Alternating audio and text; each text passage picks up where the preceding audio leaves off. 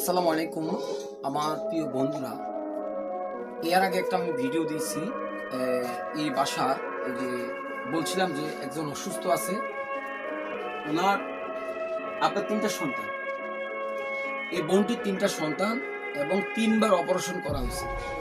তো এই ৩বার অপারেশন করছে। ঢাকায় কিছু টেস্ট দিছে, ঢাকায় টেস্টগুলা প্রায় ৩০,০০০ টাকা লাগে টেস্টগুলাতে।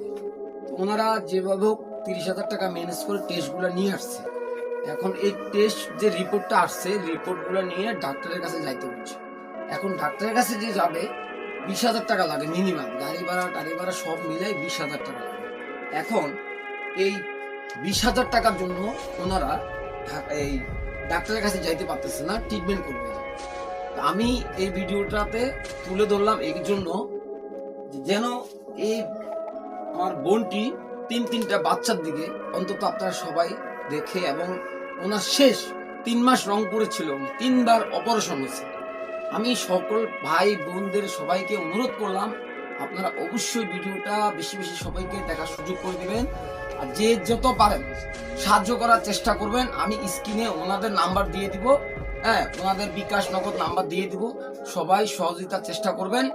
আর ওনার যে রিপোর্টগুলো আছে আমি রিপোর্টগুলো আপনাদেরকে দেখাবো ইনশাল্লাহ, আপনারা সবাই দেখবেন আর ভিডিওটা সবাইকে দেখার সুযোগ করে দেবেন। ধন্যবাদ। আসসালামু আলাইকুম।